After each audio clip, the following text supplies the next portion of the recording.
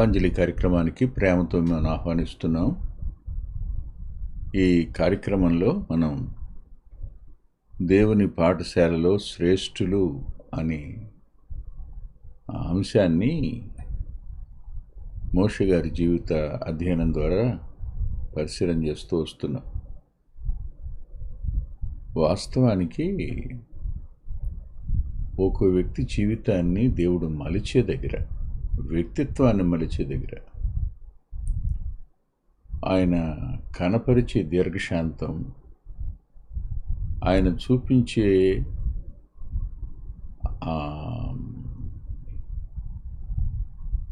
దయాళుత్వం ఊహించలేం. ఎందుకు ఈ మాట అంటున్నానంటే, మనిషి ఆదాము స్వభావం కలిగిన వాడు కనుక ఎంత శ్రేష్ఠుడైనా బలహీనంగానే కనిపిస్తాడు, తొందరపాటు కత్తనం కనపడుతుంటుంది. కానీ కొంతకాలం తరువాత క్రీస్తు యేసు ప్రభు రూపంలోనికి అతడు రావడం ప్రారంభం అయిన తరువాత అతను చూసిన వారు వెనకటి వ్యక్తేనా అని ఆశ్చర్యపోయేటంత. భూలోకమంతటిలో సాత్వికుడు అని దేవుని చేత పిలువబడిన ఈ వ్యక్తి ఆరంభం మనం చూస్తున్నాం. ఈ ఆరంభం దగ్గర నిజంగానే ఒక సామాన్యమైన వ్యక్తి అంత మాత్రమే కాకుండా తన ప్రజలెవరో గుర్తించిన వ్యక్తి, వారికి సాయం చేయాలనే తపనున్న ఒక వ్యక్తి, తాను రాజదుస్తుల్లో ఉన్న తన సహోదరులు విన్ని చూడాలనే ఆశ కలిగి రావడం, ఇవన్నీ ఒక ఎత్తు అయితే, ఆ రోజు ఏం జరిగిందో చూడండి. నిర్గమకాండం 2వ అధ్యాయం 13వ వచనం. మరునాడు అతడు బయట నడిచి వెళ్ళుచుండగా హెబ్రీలైన మనుషులిద్దరూ పోట్లాడుచుండ్రి. నిన్నటి దినం హెబ్రీయుడిని ఐగుప్తీయుడు అన్యాయం చేయటం, బాధ పెట్టడం, కొట్టబోవడం, ఇవి కనిపించాయి. దానికి ప్రతీకారం చేశాడని రాసింది. ఈరోజు మరలా వెళ్ళాడు చూడ్డానికి. నడిచి వెళుతున్నాడు, అంతఃపురం నుంచి బయటకు వచ్చి నడిచి వెళుతుండగా హెబ్రీలు ఇద్దరు పోట్లాడుకుంటున్నారు. అప్పుడు అతడు అన్యాయం చేసిన వాడిని చూచి, నీవేళ నీ పొరుగు వారిని అన్యాయం చేస్తున్నావు అని అడిగాడు. అన్యాయం కొడుతున్నావు అని అడుగు. అతడు, మా మీద నేను అధికారిగాను తీర్పరిగా నియమించిన వాడెవడు? నీవు ఆ ఐగుప్తుని చంపినట్టు నన్ను కూడా చంపని అనుకునిచున్నావా అన్నాడు. చిన్న ప్రార్థన చేసుకుందా. దయగలిగిన మా గొప్ప తండ్రి, కృపగల మా దేవ, లేఖనం మీది. లేఖనంలో మా ముందుంచిన ఈ వ్యక్తి అసామాన్యుడు. కానీ అతని తరాల కొరకే వ్రాసి ఉంచిన సందేశం కదా నాయన. అతనిలో నుండి కొద్ది మేరైనా మేము నేర్చుకోవడానికి మంచి సమయాన్ని మాకిమ్మని విజ్ఞాపన చేస్తున్నాను. మహిమగల దేవుడు అయ్యుండి మా కొరకై వ్రాయించి ఇచ్చిన ఈ లేఖనం కొరకు కృతజ్ఞత చెల్లిస్తూ, సామాన్యమైన మా భాషలో మేము గ్రహించడానికి మీరు మాకు అనుగ్రహించిన పరిశుద్ధ ఆత్మని కొరకే రుణస్థులమని చెప్తున్నాను. మీ ప్రేమ అపారమైంది, మీ జ్ఞానం మా ఊహకు అందనిది. ఈ దిన కార్యక్రమాన్ని దీవెనగా మార్చండి. వింటున్న మా ప్రియుల అంతరంగాలకు మీరే సందేశాన్ని అందచేయమని యేసుక్రీస్తు ప్రభువారి పేరిట ప్రార్థిస్తున్నాం తండ్రి. ఆమేన్. ఒకసారి మేలు చేయబోయి కీడును ఎదుర్కోవడం అనేది మానవ జీవితంలో తటస్థించే అనూహ్యమైన సంఘటన. వాళ్ళు మోషేని గుర్తించలేదు. మోషే మాత్రం గుర్తించాడు, వారు నా సహోదరులు అబ్రహాం సంతానం అని. ఎందుకయ్యా నువ్వు అన్యాయం చేసి అతను కొడుతున్నావు అని అడిగాడు. దానికి అతను అన్న మాట ఏమిటంటే, మా మీద నేను అధికారిగాను తీర్పుగా నియమించిన వాడు ఎవడన్నాడు. ఇదేంటి? రాజాంతఃపురంలో ఉన్నాడు, రాజకుమార్తె యొక్క కుమారుడుగా ఉన్నాడు, అయినా వీళ్ళు లెక్క చేయకపోవడానికి గల కారణం ఏంటి? ఇంకా అతనికి ఏ అధికారం ఇవ్వల. అతనికి అధికారికంగా ఏదైనా ఇచ్చి ఉంటే వింటాం, లేకపోతే వినవని. అంటే మానవ నైజం ఏమిటి? అతను రాజ్యాధికారం పొందినవాడైనా, అతనికి ఏదైనా బాధ్యత కలిగి ఉద్యోగస్తునిగా ఉన్నా మాట వింటారు. కేవలం అంతఃపురంలో నుంచి వచ్చిన వాళ్ళందరికీ భయపడవలసిన పని మాకేంటి అనే ఆలోచనే తప్ప, ఇతను ఎందుకు మమ్మల్ని పలకరిస్తున్నాడు, ఎందుకు మాతో మాట్లాడుతున్నాడు, మాట్లాడవలసిన అవసరం ఏంటి, ఇక్కడ నేను ఎందుకు కలుగు చేసుకున్నాడు, ఇవేవి వాళ్ళ మనసులో లేవు. అయినా నిన్నటి వారు కాదు వీళ్ళు వేరేవారు. నిన్నటి వ్యక్తులు వేరు, ఇవాళ వ్యక్తులు వేరు అనిపిస్తుంది నాకు. వాళ్ళే వీళ్ళు అయి ఉండరు. అంటే యూదులు స్వతసిద్ధంగానే లెక్క చేయని తనం వారిలో కనిపిస్తుంటుంది. అది మనం గమనించడం ఒక ఎత్తు అయితే, వాళ్ళని గురించి ఈ పౌలు గారు రాసిన మాటలు చదివితే ఈ మాటలు రాయొచ్చా అనిపించింది నాకు. రాయొచ్చా, ఇలా రాయొచ్చా అనిపించింది. కొంచెం మదనపడ్డాను కూడా వాళ్ళ గురించి రాసిన మాటలు చదువుకుని. ఎందుకో నేను చూపిస్తాను, కాస్త మనసు పెట్టి వినండి. అంటే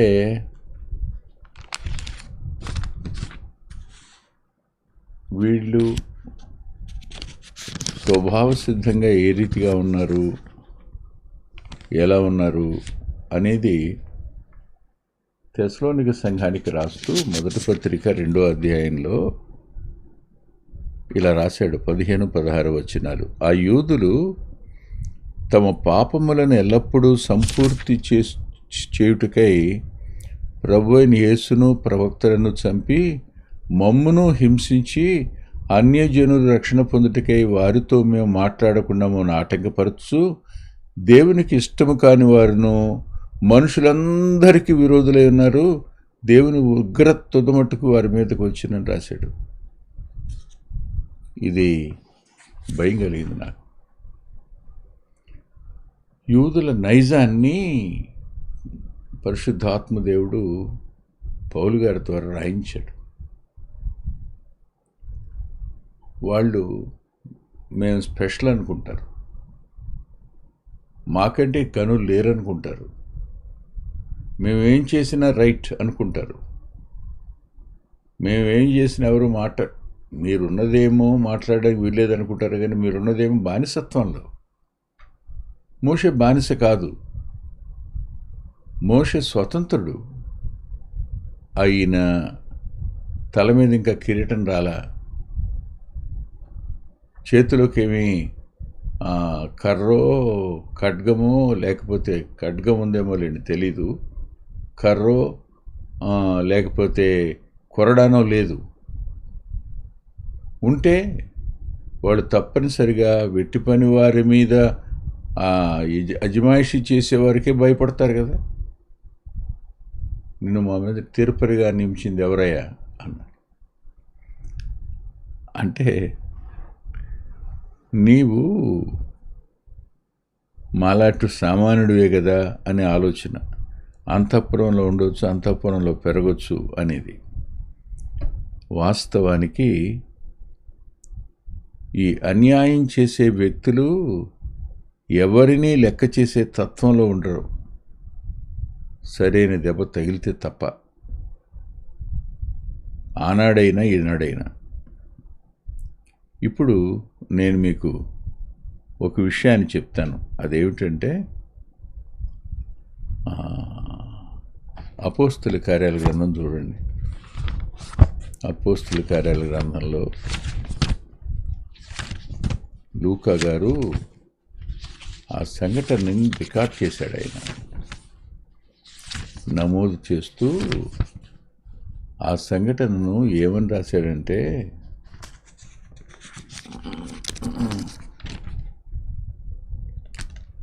అపోస్తుల కార్యాల గ్రంథం 7వ అధ్యాయం 35వ వచనం, అధికారినిగాను తీర్పరినిగాను నిన్ను నియమించిన వాడు ఎవడని వారు నిరాకరించిన ఈ మోషే అన్నాడు. ఆ రోజు ఫ్రాన్సిస్ తమ్ముని కొడుకు చిన్నోడు తన్ని బ్యాంక్ ఇంటర్వ్యూకి తీసుకెడుతున్నాం. నేను రేన్ గారు తీసుకెళ్తుండగా దారిలో కారులో అన్నాడు, పెద్దనాన్న అన్నాడు. ఏందన్నా అన్న, నేను క్లర్క్ పాస్ అయ్యాను, ఇంటర్వ్యూలో ఫెయిల్ అయిపోయాను కనుక కదా పెద్దనాన్న, ఇప్పుడు నాకు పిఓ ఇస్తారంటారా, పిఓలో సెలెక్ట్ అవుతానంటారా అన్నాడు. నేను ఎదురు కూర్చుని బైబిల్ చదువుకుంటున్నా. సరిగ్గా నేను చదువుతున్న భాగం ఇది. అపోస్తుల కార్యాల గ్రంథం 7వ అధ్యాయం 35వ వచనం దగ్గరే ఉన్నా. అప్పుడు దేవుడు ఈ వచనం ద్వారా నాకు మాట్లాడినట్టు అనిపించింది. అధికారినిగాను తీర్పరిగాను నియమించిన వాడు ఎవడైనా వారిని నిరాకరించి నీ మోషేను అతనికి పొదలో కనపడిన దేవదూత ద్వారా దేవుడు అధికారినిగాను విమోచకునిగా నియమించి పంపిను అని. వెంటనే ఇలా అన్నాను, ఫ్రాన్సిస్, క్లర్క్ ఇవ్వడానికి నిరాకరించిన వాళ్ళ చేత ఆఫీసర్ ఇప్పిస్తాడా దేవుడు? తప్పకుండా. సరిగ్గా అదే జరిగింది. ఎవరిని మనం నిరాకరిస్తున్నామో, ఎవరిని మనం తక్కువ చేస్తున్నామో, ఎవరిని మనం తోలనాడుతున్నామో వారిని దేవుడు అధికారిగా నియమించిన రోజున తల ఉంచుకోవాల్సి వస్తుంది. జీవితంలో మనం నేర్చుకోవాల్సిన పాఠం ఇది. అందుకనే తొందరపడి ఎవరిని తక్కువ చేసే పని చేయకూడదు. క్షేమం కోసం చెప్పటం వేరు. మీ క్షేమాన్ని కాంక్షించి చెప్పే వ్యక్తిని మీరు నిరాకరించి, తృణీకరించి, తక్కువ చేసి మాట్లాడడం అనేది ఏ మేర సమంజసమైందో మీరే ఆలోచించండి. ఇప్పుడు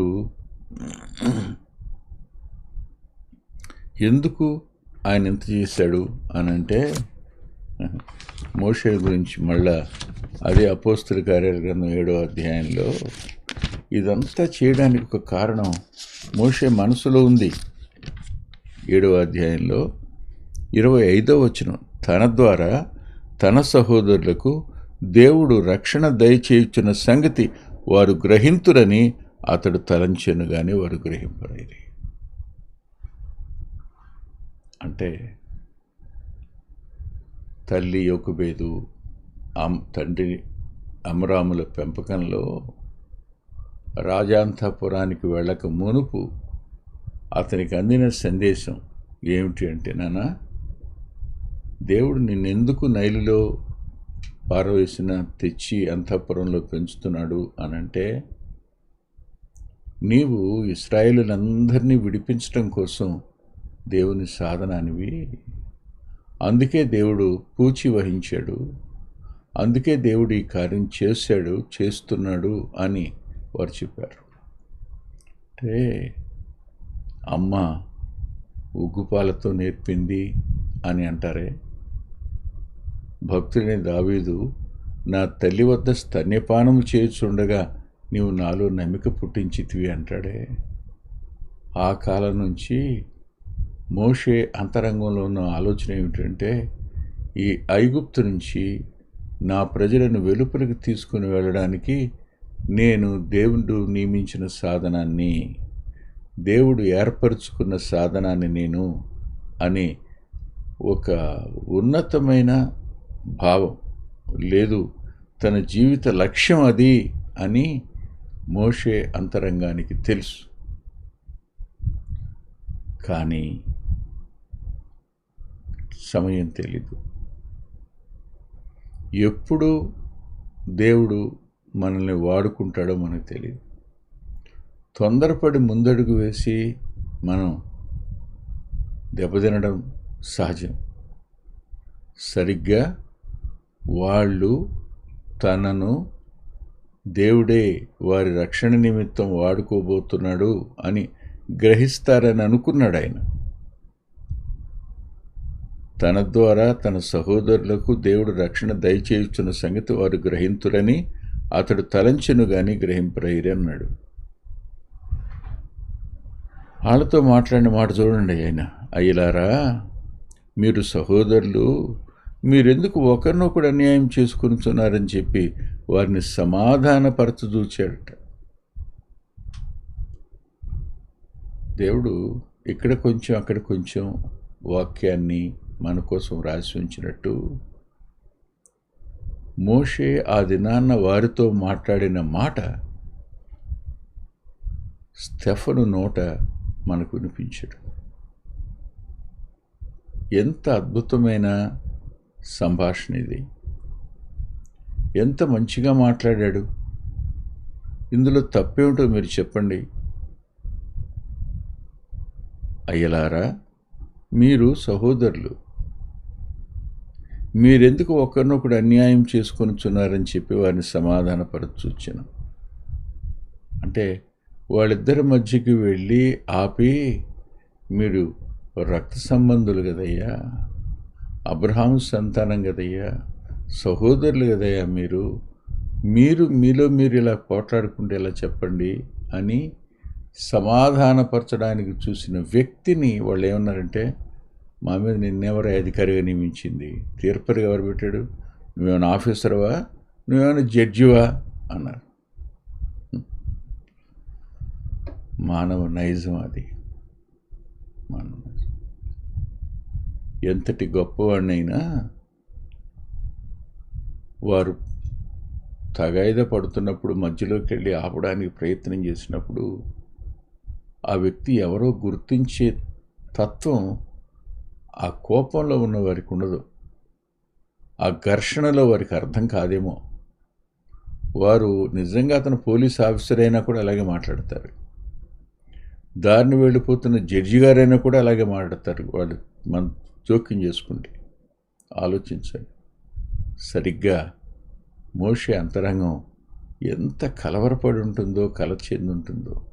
మేలు చేద్దామని కదా నేను చేశాను, మేలు చేద్దామని కదా వారి మధ్యకు వెళ్ళాను, ఎంత మేలు చేయబోయినప్పుడు నాకు వీళ్ళ నుంచి దక్కిందేమిటి, ప్రతిస్పందన ఏమిటి, మనసంతా తీవ్రంగా బాధ కలిగి ఉంటుంది కదా. అంతేకాదు, తన వారు చేసుకున్న అపార్థం, తన ప్రయత్నం విఫలం కావడం ఒక ఎత్తు అయితే, మరో మాట కూడా లేఖనంలో రాశాడు. అదేమిటంటే, నిర్గమాకాండం 2వ అధ్యాయంలో, ఆ ఐగుప్తీయుని చంపినట్టు నన్నును చంపవాలని అనుకుంటున్నావా అన్నాడు. నువ్వు ఒక మర్డర్వి, నిన్న ఐగుప్తీయుని చంపేశావు, ఈరోజు నువ్వు అటెంప్ట్ మర్డర్ చేద్దాం అనుకున్నావా నన్ను అని. ఎవరి కోసం నిన్న ఐగుప్తీయుని కొట్టాడు? అటు ఇటు చూశాడు, ఎవరూ లేరనుకున్నాడుగా, కానీ చూశారన్నమాట, కనపడిందన్నమాట. ఎవరికీ కనపడలేదు అని అనుకుని చేసే కార్యాలు ఖచ్చితంగా మిద్దెల మీద వినపడతాయి అన్నమాట. నువ్వు చీకట్లో చేసింది వెలుగులో ప్రకటించబడుతుందన్నమాట ఎంత వాస్తవం ఆలోచించండి ఒకసారి. మనం మరుగ్గా ఎక్కడ ఉండగలుగుతారు? తప్పు చేసి తప్పించుకోవడం సాధ్యం ఎలా అవుతుంది? సాధ్యం కాదు. కోర్టుల దగ్గర సాధ్యం కావచ్చేమో కానీ దేవుని దగ్గర సాధ్యం కాదు. సరిగ్గా ఆ టైంలో మోషే భయపడ్డాడని రాశాడు. సంగతి బయలుపడేనని భయపడాను అని రాశాడు. ఇక్కడే ఒక క్షణం ఆగుదాం మనం.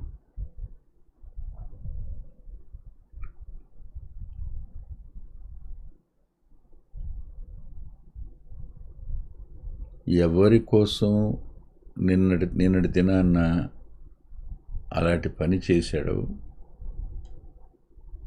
ఎవరి కొరకు ఈ దినాన నిలిచి సాయం చేయడానికి, సమాధానపరచడానికి ప్రయత్నం చేశాడో, అక్కడేమో రక్షించిన వాడుగా ఉన్నాడు, ఇక్కడేమో సమాధానపరిచేవాడుగా ఉన్నాడు. భూమి మీదకి ప్రభు వచ్చింది కూడా రెండు కార్యాలు చేయడానికి. మానవుని రక్షించడానికి, తండ్రితో సమాధానపరచడానికి. కానీ ఏ మేర ఆయన్ని అంగీకరించారు? ఏ మేర ఆయన్ని స్వీకరించారు? ఎంతవరకు ఆయన విషయంలో పట్టింపు కలిగి ఉన్నారు? ఇంత చేసిన ప్రేమామూర్తిని, త్యాగసహితంగా తన ప్రాణాన్ని బలిగా పెట్టిన వాడిని, మన స్థానంలోకి తాను వచ్చిన వాడిని, అపవాదిని, మరణాన్ని, పాపాన్ని, లోకాన్ని గెలిచిన వాణ్ణి, తన మరణం ద్వారా మరణాన్ని మరణింపజేసిన వాణ్ణి ఏ రీతిగా స్వీకరిస్తున్నారు? ఆయన ఎలా మాట్లాడుతున్నారు? మోషే ఈ విషయంలో ప్రభువుకి ముంగుర్తుగా అనిపించాడు. తల్ల వంచని ప్రార్థన చేసుకుందాం. ప్రేమగల మా ప్రియ తండ్రి, పరిశుద్ధుడైన గొప్ప దేవ, లేఖనం మీది, కార్యాలు మీవి. మేము కేవలం నిమిత్త మాత్రులం. మా జ్ఞానం ఎందుకు పనికిరాదు. మీరు అర్థమయ్యేట్టుగా మీ ఆత్మ ద్వారా సాయం చేస్తే తప్ప మేము గ్రహించలేము. కృతజ్ఞత చెల్లిస్తున్నాం. విన్న మాటలు మా ప్రియుల అంతరంగాలకు వర్తమానాన్ని, ఆదరణను, హెచ్చరికను ఇచ్చినట్లు కృపనిమ్మని యేసుక్రీస్తు ప్రభువారి పేరిట ప్రార్థిస్తున్నాం తండ్రి.